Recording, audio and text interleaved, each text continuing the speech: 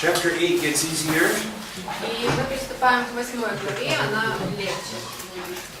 Because like a camera that can zoom in, Вот как камера работает, она зумирует. chapter 8 is going to zoom in. То же самое и с 8 главой также она будет сужаться. And we're only going to see two beasts. И мы увидим здесь два зверя уже. And this message comes, point 1 in the notebook, И пункт первый. in the 3rd year of Belshazzar's co-regency with Nabonidus. Так. 551 год до рождения Христа, 3-й год совместного правления Валтасара и Набонида. So it's 551 BC. То есть это 551 год. And this, like chapter 7, is a vision he had before the writing on the wall. И то же самое, как в 7 главе, вот это видение он получает до того, как появляется пишущая рука. So again, this is a message he's going to keep to himself. И снова вот это видение или послание он сохраняет только для себя. Okay, so he has this vision in the citadel of Susa. Вот это видение он получает в Сузах. Susa is in the province of Elam. Провинции Элама. Remember I said the Elamites was the 3rd rib. Помните, я говорил о эламитах, третий... Good thing I remembered that. Третий компаньон. Третий Click. Да. Просто ребро. Ну да, говорит не ребро. We just make clear about so. А вас Okay. But it's important that this vision does not come in Babylon. Но это очень важно, потому что это видение появляется не в Вавилоне. The vision has to shift to a different perspective. Вот это видение, оно касается других сторон, других взглядов. And so it shifts to a Persian context. Это касается уже персидского контекста. And so Daniel has to go to a Persian capital in order to see this vision. И Даниилу нужно пойти в Персию, чтобы понять вот это видение персидского контекста. I don't remember. Це вже з цієї глави ж починається на івриті, так? From this chapter it starts from Jewish or language. 8th chapter. Oh yes. We're back to Hebrew again. Да, он возвращается к еврейскому. Більше не буде арамейської тут. It will never be the Aramaic language. Correct. The rest of the book is all in. Можно уточнить? Can one more question? Я, наверное, вчера неправильно понял. Это видение было в Сузах или Даниил был в Сузах, когда было видение? Just to make clear, it was vision in Susa, or it's Daniel was in Susa. Daniel was in a vision in Susa. Даниил был в видении в Сузах. То есть видение было в Сузах. Он был там. Даниил был в Сузах и видел это видение, да? Да. Ні. Він бачив видіння, в якому він був в Сузах. А где он был? Where was Daniel? Physically, where he was? Read verse 2. Читайте 2 стих. Шушак. Я был в Сузах. Так это видение. Я его представила. Валтасара. Он точно так же. Ира, да, Борис? So Daniel is receiving a vision. Итак, Даниил получает видение. And in this vision, this room disappears. И в этом видении вот эта комната, она исчезает. And all the other people disappear. Все люди исчезают. And he sees himself in Susa. И он видит самого себя в Сузах. Okay? A vision is like a dream while you're still awake. Вот это видение, это как сон, как бы ты проснулся, ты ходишь в сне, ты... Or like hallucinations if you've had very bad drugs. Но это как галлюцинация, когда ты какие-то плохие травки попил или... But this is the Holy Spirit giving him a vision. Но это Дух Святой дает ему это видение. Так, але він був фізично, да. But where he was physically? I don't know. Не знаю. Сначала был где-то дома. It is not important. Это не важно. А у реки Улай это уточняется, где именно в Сузах он был? Near the river Ulai, it's like making clear in the territory in Suzas. Да. Yes. Okay. And something similar happens in Revelation. И что-то похожее происходит в Откровении. The Apostle John is on the island of Patmos. Апостолы Иоанны на острове Патмос. But at the beginning of chapter 4, he has to be caught up into heaven in a vision. Но на начале 4 главы он в видении попадает на небеса. Because he has to give the tribulational messages from a perspective of heaven. Потому что ему нужно было получить пророческое видение о скорби из взгляда с небес. Daniel has to receive this message from a perspective of Persia. И Даниилу нужно было получить вот это видение со взгляда Персии. Okay, so we'll say more on that next week. И мы над этим еще больше порассуждаем на следующей неделе. What he sees is a ram. Что мы видим, это овен. I'll draw pictures for you this time. Но на этот раз я уже рисую вам рисунок. And it has two horns. У него два рога. The first horn is smaller. Второй рог меньше. The second horn is larger. И следующий рог больше. And this ram is in verse 3. И этот овен, он описан в стихе 3. And the ram is butting. You know, butting heads. И вот этот овен, он борется. That's in verse 4. В 4 стихе. Подал к западу. And he butts west, north, south. К западу, к северу, к югу. So he's butting west, north, and south. Он бодается к западу, к северу, к югу. And this is representative of Persia. И вот это нам показывает Персию. Middle Persia. Middle Персию. The Medians were the smaller horns, and the Persians were the larger horns. Медийцы были меньшим рогом, а Персия была большим рогом. And no one can defeat it. И никто не может победить. Until the goat in verse 5. До тех пор, пока не появляется козел в 5 стихе. Here comes a goat. И вот здесь появляется козел. А можно вопрос, Мария? There is a question, small question. Вот это распределение, типа север, запад, юг, восток, у них было другое, не так, как у нас сейчас.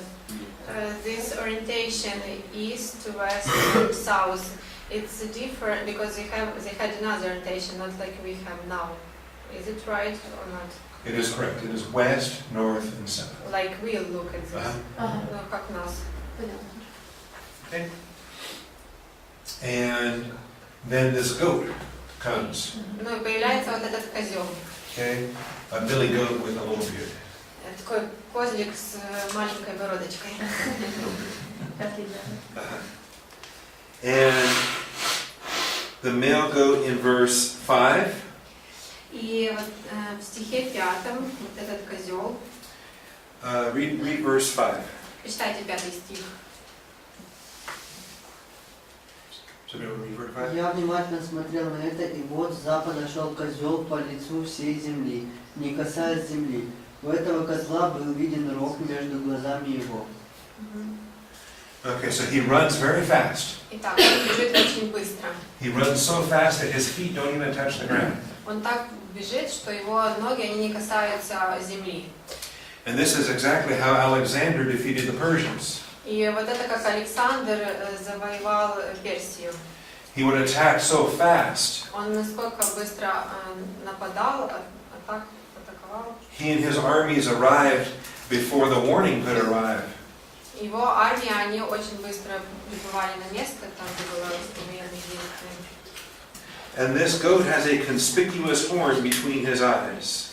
И у этого козла был видный рог между его глазами. He has a great big horn. У него большой великий рог. Okay? And this is Alexander the Great in his honor. И вот это Александр Великий. And we're going to see this in the immediate context. I'm not making this up. И мы это увидим в ближайшем контексте. Okay. And he comes and he kills the ram. Он пошел на того овна и убил его. And then in verse 8, И 8 стих. the male goat magnified himself greatly. Тогда козел чрезвычайно возвеличился. But as soon as he was mighty, the large horn was broken. Но когда он усилился, то сломился большой рог. And with a broken horn, then 4 little horns can come up. И после того, как рог был сломлен, появляются маленькие 4 рога. We follow so far? Все понятно? Yes. All right, now verse 9. Итак, стих 9. On one of those 4 horns, От одного из них, but keep in mind, this is Medo-Persia and this is Greece. но помните, вот этот овен это Медоперсия, а козел это Греция. This great big horn is a Greek horn. И вот этот великий рог Греции. And all 4 of these little horns are also Greek. Вот этот великий рог это греческий рог, и 4 маленьких тоже греческие. Alexander's 4 generals are all Greek generals. Все вот эти 4 генерала, они были в Греции. But now we're going to see another horn come off of one of these 4. И также мы увидим еще один рог, который возникнет из этих 4. Okay, we're still on a Greek horn. Are you with И me? мы еще до сих пор на Греции. Okay, and so verse 9, Итак, стих 9. a rather small horn. От одного из них вышел небольшой рог, But then it grows exceedingly. и который чрезвычайно разросся And it goes towards the beautiful land. к югу и к востоку и прекрасной стране. That's Israel, the promised land. Вот эта обещанная земля, это Израиль. In verse 10, it says, trample down the host of heaven.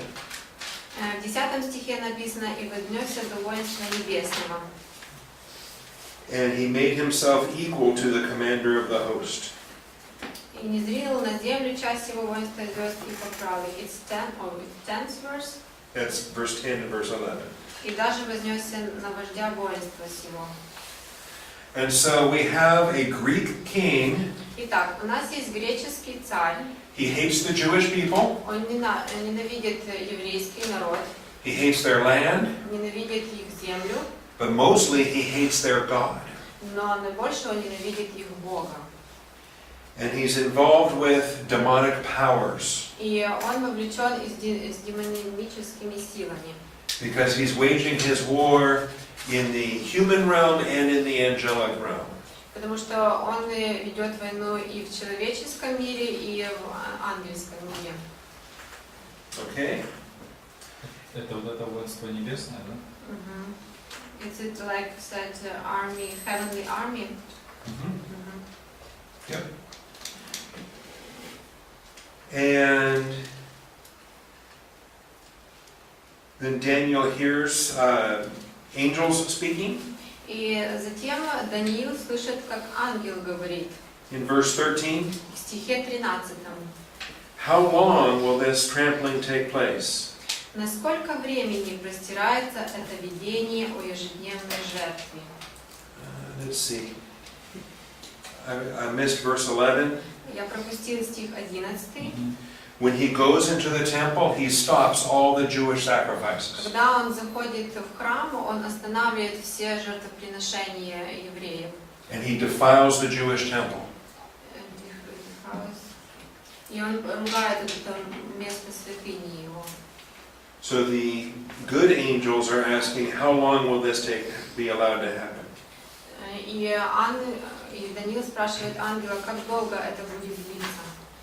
And he's told for 2,300 evenings and mornings. И сказано, что это будет длиться 2300 дней, утр и ночей.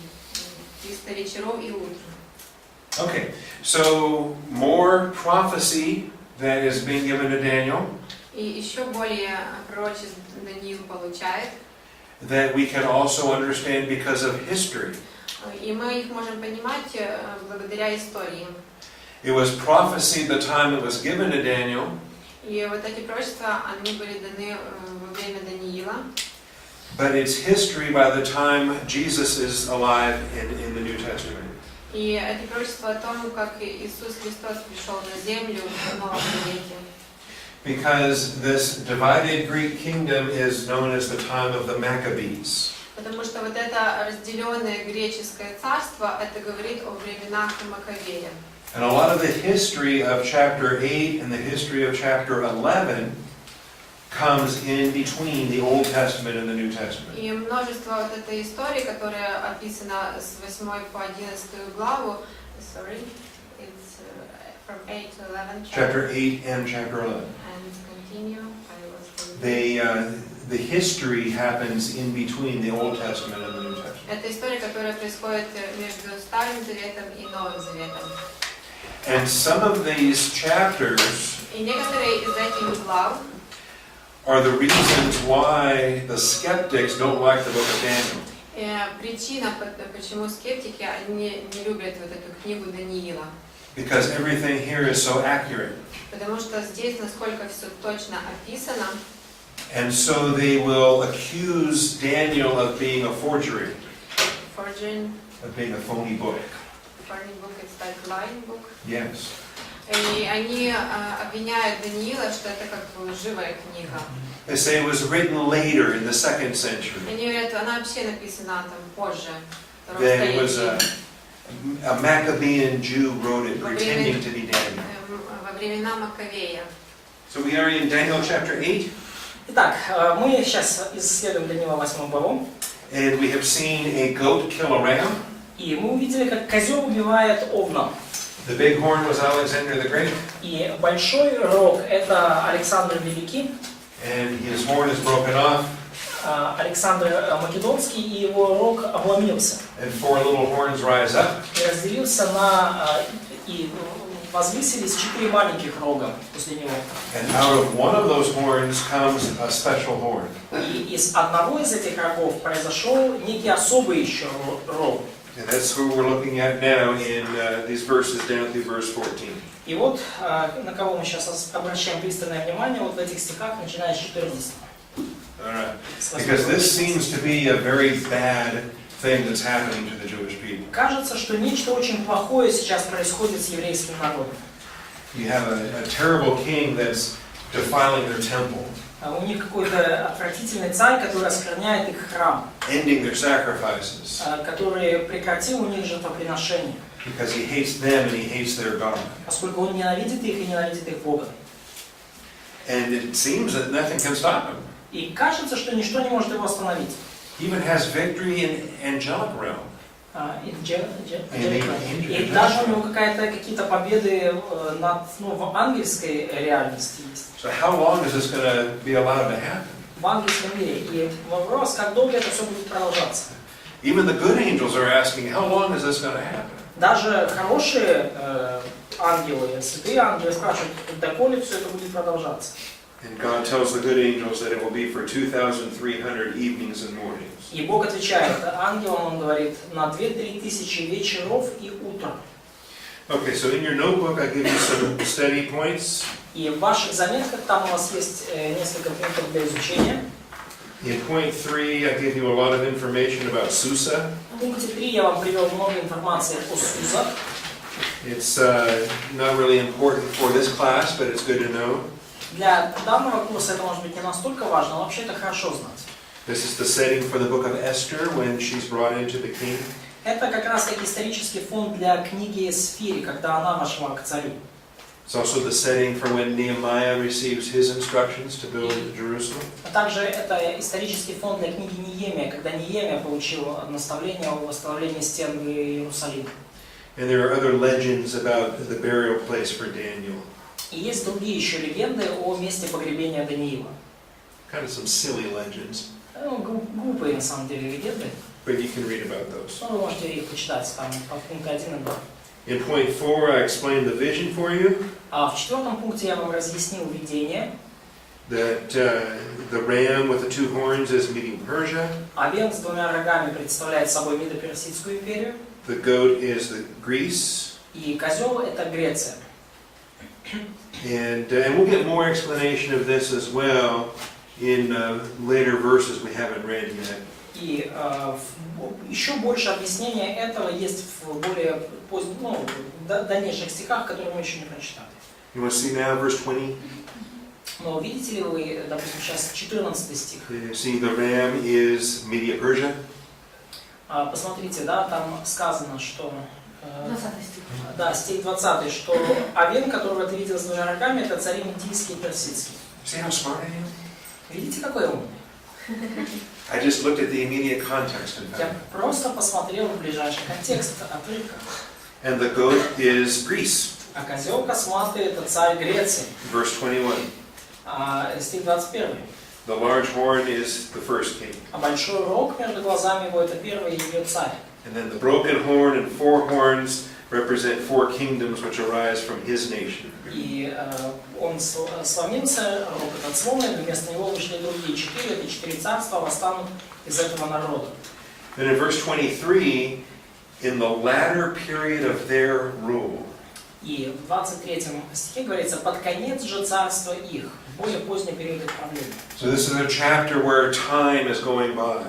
Это вот уже глава имеет место, когда какое-то время прошло. And the rise of this special horn И восстанет вот этот особый рог. is in the latter period of the Greek rule. И это случится в уже поздний период греческого правления. You can think of it as the last days of the Greeks. Можно даже считать это последними днями греков, греческой империи. The final years of their reign before Rome conquers them. Это последние уже годы их правления перед тем, как их завоюют римляне.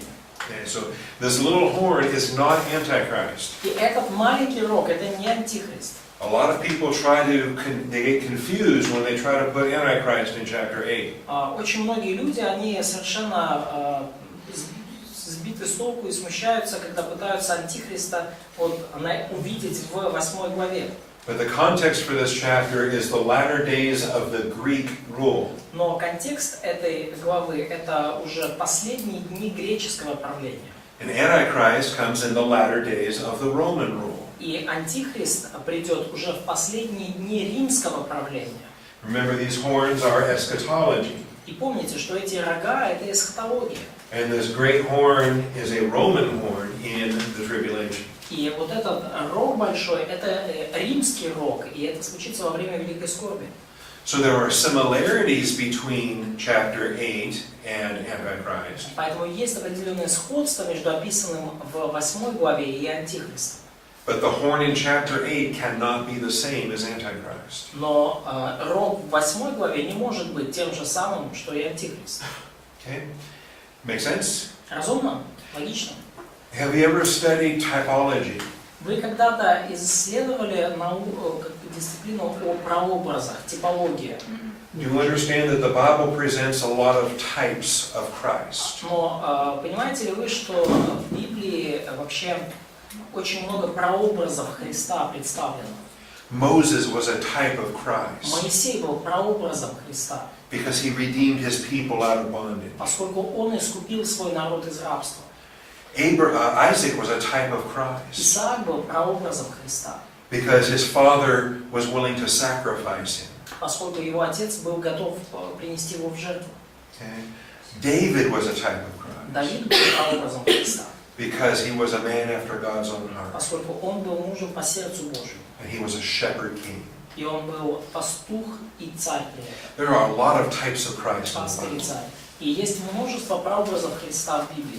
Joseph was a type of Christ. Иосиф, кстати, был прообразом Христа. His brothers hated him. Его братья ненавидели его. Okay? There are a lot of types of Christ in the Bible. В Библии есть множество прообразов, прототипов Христа. There are also types of Antichrist. Но есть также прообразы Антихриста. Okay?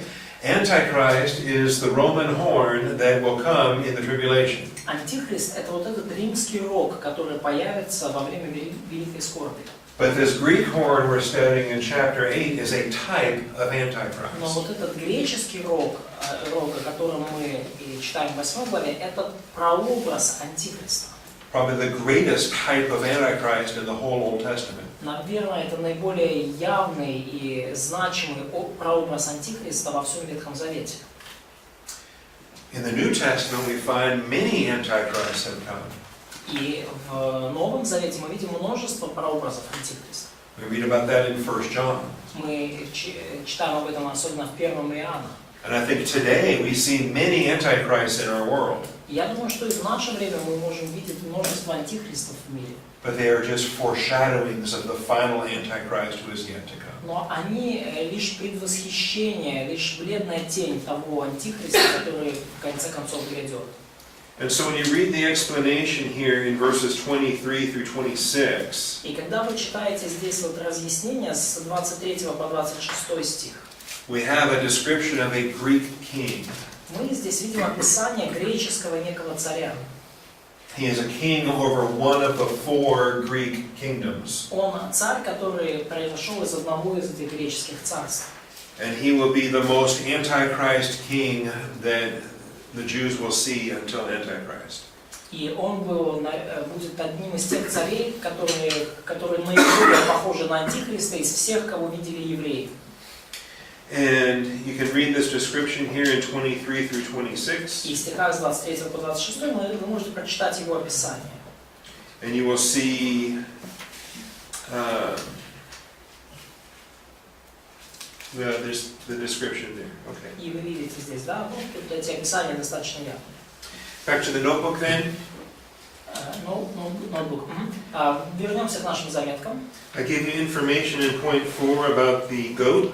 В пункте in point D, yes? Point B is the goat with one horn is Alexander. Да. Значит, я вам дал немножко информации в третьем пункте про козла, да, козел с 4 рогами. Это империя Александра Македонского. And then in 4C, the horns that rise after Alexander. И вот 4 последующих рога, это 4 царства, которые восстали после Александра. You don't have to memorize these for your test. Вам для экзамена не нужно запоминать. But the general Cassander, Например, вот генерал Кассандра he got the kingdom of Macedonia and Greece. получил царство Македонское и Грецию. General Lysimachus received Thrace. Ласимах получил Фракию, Ptolemy received Egypt. Птолемей получил Египет. And he's probably the most famous of the kings. И, скорее всего, он наиболее знаменитый из всех царей. He was the greatest of the generals. Он был величайшим из генералов. And the line of the Ptolemies will be featured significantly in chapter 11. И вот эта линия, его род Птолемеев, будет, очень много о нем будет говориться в 11 главе Даниила. I'm going to give you a list of Ptolemies in chapter 11 tomorrow. И я завтра дам вам целый список вот этих Птолемеев в 11 главе завтра. Because Ptolemy 7 is Cleopatra. Птолемей 7? It is she. She. Да, потому что Птолемей 7 это вообще-то она, это Клеопатра. And so this is going to run the whole history of Greek Egypt until Rome conquers. И таким образом вот в 11 главе изложена вся история Греции и Египта до тех пор, пока их не завоевал Рим. Okay. And then the fourth general is Seleucus. И четвертый генерал это Селевк. He gets the region of Babylon and Syria. Он получил территорию Вавилона и Сирии. And so you have that information there in 4C, 1, 2, 3, and 4. Итак, у вас эта информация есть, четвертый пункт, подпункт С, и вот эти еще небольшие подпункты 1, 2, 3, 4 арабские. Okay. 4C, let's see. 4D, the small horn. 4 маленький рог. Okay, the villain of this chapter is a Greek king named Antiochus Epiphanes. И вот, скажем так, вот этот плохой персонаж в этой главе это греческий царь Антиох IV Епифан. And the information is there in 4D. И вот тут приводится в 4D информация по поводу него. He is Antiochus IV. Это Антиох IV. And you'll see the listing of these kings also when we teach this in chapter 11. И мы увидим перечисление этих царей также в 11 главе, когда будем исследовать. This horn is not the horn from chapter 7. И этот рог, это не тот же самый рог, о котором мы читаем в 7 главе. The chapter 8 horn is a Greek horn. В 8 главе рог – это греческий рог. The horn in chapter 7 is a Roman horn. Рог в 7 главе – это римский рог. But the activity is very similar. Но действия этих обоих рогов весьма похожи. He has great victories in human conquests. Этот рог в 8 главе одерживает великие победы в человеческих состязаниях, в человеческих битвах. He achieves victories in angelic conquests. И также он победоносен в ангельских состязаниях. He will claim to be God.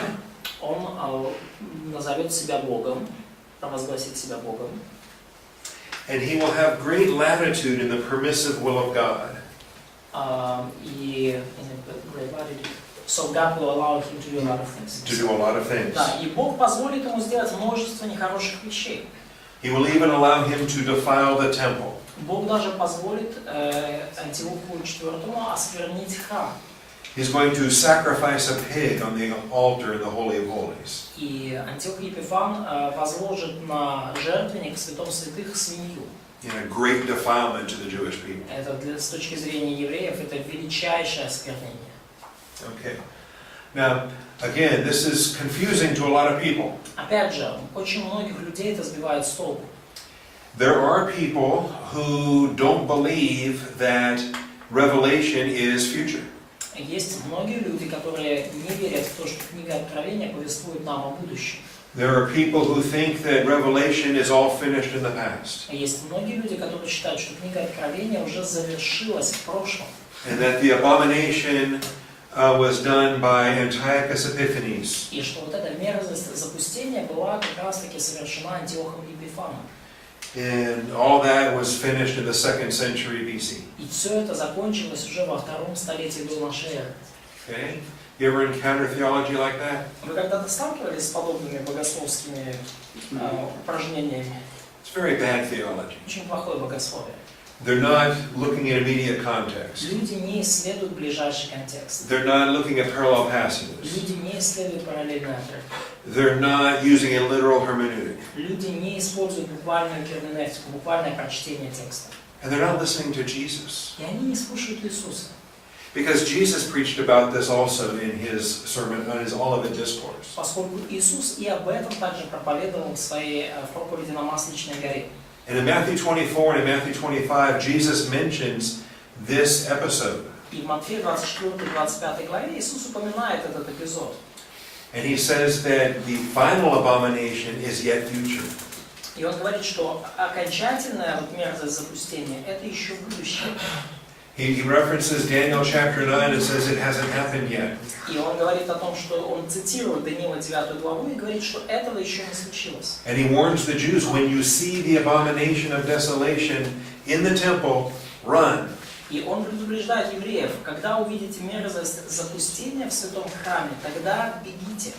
And Jesus was delivering that message 2 centuries after Antiochus Epiphanes. И Иисус учит об этом, проповедует об этом уже 2 столетия спустя после Антиоха Епифана.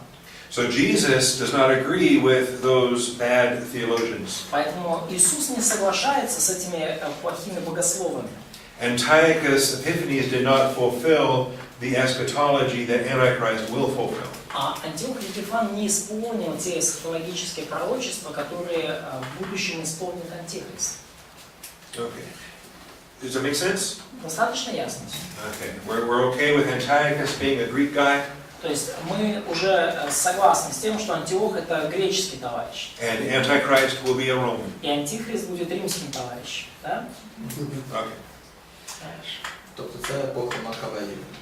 Це було. So this is epoch of Maccabees. Time of Yes. Maccabees. Uh-huh. Да. You can read about it in Josephus, Вы можете прочитать об этих событиях у Иосифа Флавия, and you can read about it in Maccabees. и вы можете прочитать об этом в книге Маккабеев. Okay. Point 5, I talked about Daniel's eavesdropping. Пункт 5. Я вот написал тут о подслушивании Даниила. Because he's listening in to angels, Поскольку Даниил пытается вслушаться, о чем там переговариваются ангелы.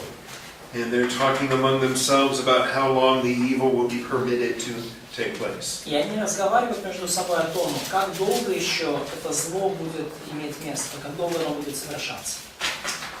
2,300 evenings and mornings. 2300 вечеров и утро. There was one sacrifice in the morning and one sacrifice in the evening. Была одна жертва утром, была одна жертва вечером. And so we can divide this in half and find 1,150 days. И мы можем разделить это наполовину и увидим, что это будет тянуться 1150 дней. It's almost 3.5 years, not quite. Это практически 3,5 года, но не совсем, не прямо вот с точностью.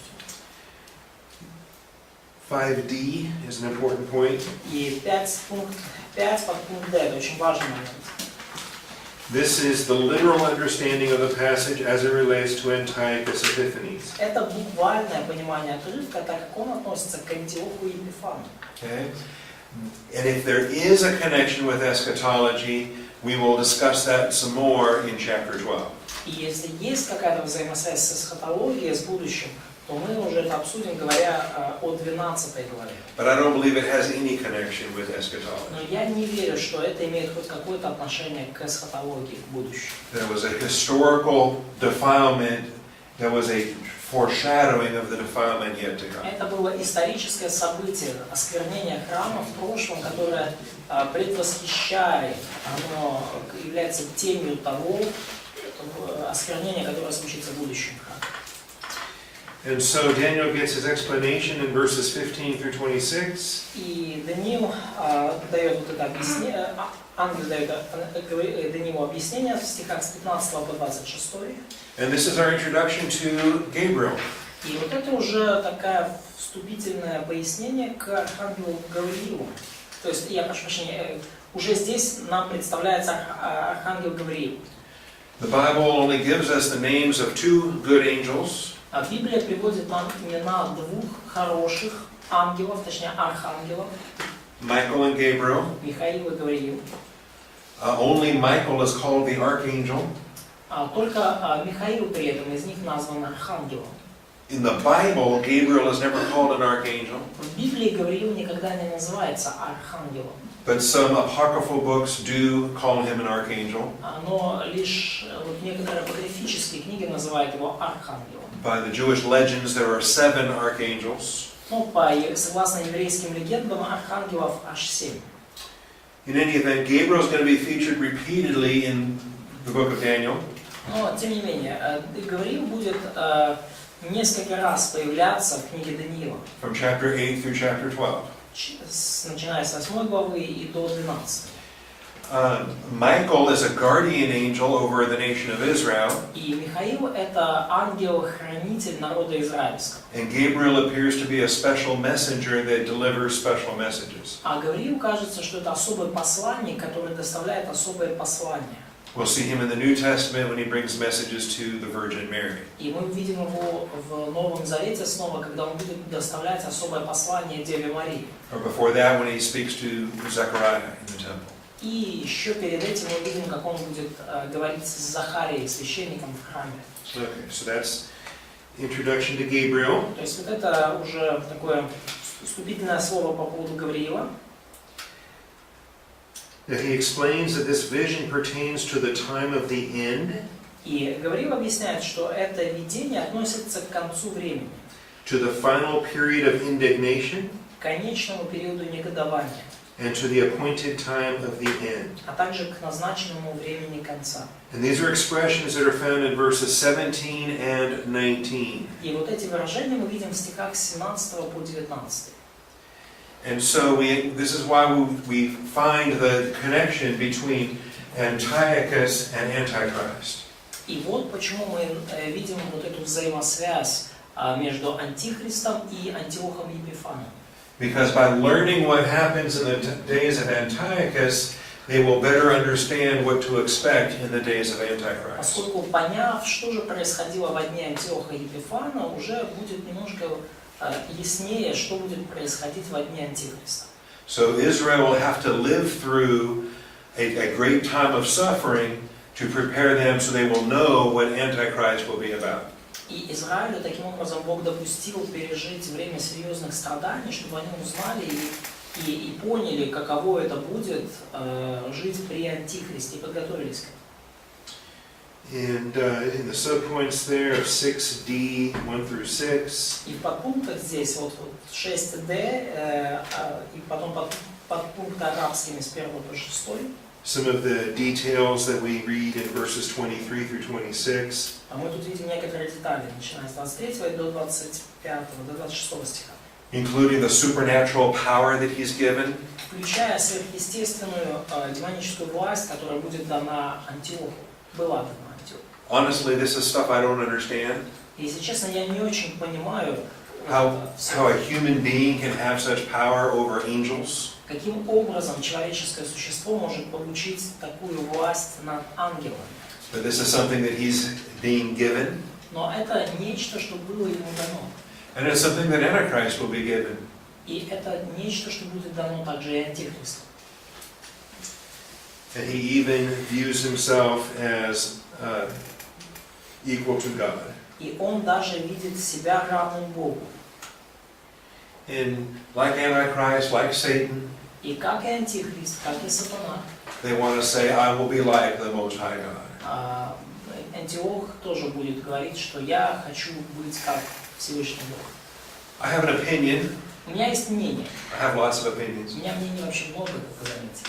But I think that the human mind goes insane when it is dabbling with demonic powers. Но я думаю, что человеческий разум уже... Человек начинает терять разум, впадать в безумие, когда он каким-то образом соприкасается с ангельскими демоническими силами. I think we see that biblically. Я думаю, что мы видим это на примерах из Библии. We see demoniacs that are insane, Мы видим одержимых людей, которые совершенно безумны. living in cemeteries and going around naked. То есть, как бы люди, которые там живут на кладбищах или вокруг кладбищ, там ходят раздетые, да, Screaming in their insanity. и кричат, и они совершенно безумны. Like in a Bible or in a real life. In the Bible and in real life. Да, ну и в Библии такое есть, и в реальной жизни тоже встречается. Everything I described was in the Bible. Все, что я описываю, это в Библии. Have you ever seen a demoniac in real life? Вы когда-то видели таких одержимых людей в реальной жизни? Many of our jails and mental hospitals are filled with demoniacs. Ну, многие тюрьмы, многие психбольницы, они заполнены как раз-таки одержимыми людьми. And in 8 years working in the jail, I met quite a few. И за 8 лет работы в тюрьме я повидал нескольких. Raving demoniacs. Такие вот орущие, одержимые люди. My sergeant even assigned me to a position that had extra demons. Мой сержант даже меня поставил на место, где было как раз-таки несколько таких демонов. We called it 2 South. Two South. 2 South. Second floor, south side. Два юга мы называли, да. Второй этаж, южная сторона. And that's where all the mental patient inmates were kept in the high security wing of the jail. Два юг. И это вот там, где то место, где находятся заключенные с психическими расстройствами. But on the nights when I was put there, Но on the night when you been there. Но в ту ночь, в те ночи, когда я там дежурил, because I had my Bible out, у меня моя Библия была открыта. I was studying Greek and studying Hebrew in seminary, Я как раз исследовал греческий, еврейский в семинарии параллельно. and praying. Молился. Actually, I was already a pastor by then at Austin Bible Church, Кстати, я в это время уже был пастором в библейской церкви. preparing my Sunday messages, Готовил мои воскресные проповеди. and the inmates got very, very quiet. И все обитатели вот этого два юга, они были очень тихие. And so I became very popular to my sergeant. И я таким образом начал пользоваться очень хорошей репутацией у своего сержанта. And I worked that floor a lot. И я на этом этаже работал очень долго. Okay. But we need to, I think it's good for us to think in human terms and angelic terms. Но я думаю, это полезно для нас мыслить как категориями человеческими, так и категориями ангельскими. Because I believe when pastors or when Christians fail to consider the angelic realm, they only get part of the story. И да, я думаю, что когда пасторы или даже просто христиане, они упускают из виду ангельскую реальность, то они видят лишь часть происходящего на самом деле. And I think it damages their understanding of Daniel and Revelation. И я думаю, что это особенно вредит их пониманию книги Даниила и книги Откровения. Okay. Да. Also, I think it damages our Christian walk. И также я думаю, что это вредит нашей христианской жизни. Are we not told that we wrestle not against flesh and blood? Разве нам не сказано, что мы сражаемся не против плоти и крови? Okay. That our enemies are the rulers and the authorities. Если у нас другие враги, да, если там начальство, власти, That's why we keep our armor on at all times. и это причина, по которой мы постоянно бодрствуем, держим оружие наготове. Because if we ignore the angelic realm, we're in a lot of trouble in our Christian walk. Поскольку если мы игнорируем ангельскую реальность, то мы в нашей христианской жизни подвергаемся серьезной опасности. Have you had an angelology study already? У вас было уже исследование ангелологии? Robbie Dean teach that? No, who teaches it? Сергей Савчук. Нет, Oh, Саша. Сергей. Саша Савчук. Олексій. Алексей Савчук. Он бывший студент. The former student Yeah. Чернігов. from Chernihiv. Okay. Круто. Пастор. See, they used to be Robbie Dean, Ну, когда-то это был Робби Дин. and now more and more of the classes are being handed over to former students. И сейчас все больше и больше курсов доверяется бывшим студентам. I'm looking for one of you, Я с нетерпением ожидаю, как кто-то из вас someone that would teach Daniel and Revelation. вместо меня будет преподавать Даниила и Откровение. Maybe a former student that comes back and gets it a second time. А? Вот. Maybe a former student Может, who comes это back, бывший студент, который когда-то отучился и пришел заново. takes the course 2 times. Решил пройти курс дважды. At the end of the chapter, Daniel is again astonished. В конце главы Даниил мы снова видим, он изумлен и потрясен. He was exhausted and sick for days. И он изнемог и болел несколько дней. Then he went back to work, Вернулся потом к работе, and there was no one else to explain it to him. и никого больше не было, кто мог бы ему объяснить все происходящее. He was never, not again was he ever put into that vision experience. Never again? Not about this. Not about this vision. То есть никогда уже больше он не возвращался к этому видению, никогда это видение больше не повторялось. And he does not go before the king to deliver the message. И он не идет сейчас к царю, чтобы донести ему послание. He doesn't stand before the Jewish people and say, "Thus saith the Lord." И он не предстает перед еврейским народом, не говорит им, как говорит Господь. He has a very different ministry than Jeremiah or Ezekiel. Его служение совершенно очень сильно отличается от служения Иеремии или Иезекииля. Especially these great messages from chapter 7 through 12, he keeps to himself. Особенно вот эти все великие послания, великие видения с 7 по 12 главу, все это он держит при себе. And then he puts them in written form before he dies. И он перед смертью просто их записывает. So when the captives come back, they have the written book of Daniel with them. И потому, когда пленники возвращаются домой, то у них с собой уже есть написанная книга Даниила. By the way, you want to know a good way to prove that Daniel was written early? И, кстати, хотите, подскажу, как можно доказать раннюю дату написания книги Даниила? That it could not have been a pious forgery written by the Maccabees? Как доказать, что это не какая-то благочестивая подделка, написанная Маковеями? Because it's in the Hebrew Bible. Поскольку она в еврейской Библии. It's in the canon that was compiled during the days of Ezra.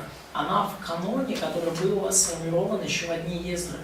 And that it was translated into Greek to be put into the Septuagint. И эту книгу даже перевели на греческий, чтобы поместить в Септуагинту. It was written so early that even apocryphal legends could be added to it. И она была написана настолько рано, что даже к ней уже могли быть добавлены некоторые апокрифические легенды. Like Bel and the Dragon and those other chapters. Там Вил и дракон и там еще одна легенда. Okay. All of those prove that it must have been written early. Все это доказывает, что книга должна была быть написана весьма рано. By a 5th century Daniel, not a 2nd century Maccabean. И это было написано Даниилом 5 столетия, а не Маковеями 2 столетия. Okay. Any questions on chapter 8? А есть ли еще какие-то вопросы по 8 главе? It's a pretty easy chapter. It zooms in on just Persia and Greece. Это очень простая глава, она делает нам, так сказать, увеличение всего связанного с Персией и Грецией. Chapter 2 had 4 empires. В главе 2 у нас 4 империи. Chapter 7 had 4 empires. В главе 7 у нас тоже 4 империи. But chapter 8 zooms in on just 2. Но глава 8, она фокусируется лишь на 2 из этих 4 империй. And stay tuned because chapter 11 is going to zoom in just on 2 horns. И оставайтесь с нами, оставайтесь на линии, потому что в главе 11 мы сделаем еще больше увеличений и поговорим о 2 рогах греческого царства. Chapter 11 is going to zoom in really close on just the king of the north and the king of the south. 11 глава Даниила, она сделает очень сильное такое увеличение, покажет нам ситуацию с царями северными и южными. The Seleucids and the Ptolemies. Селевкиды и Птолемеи.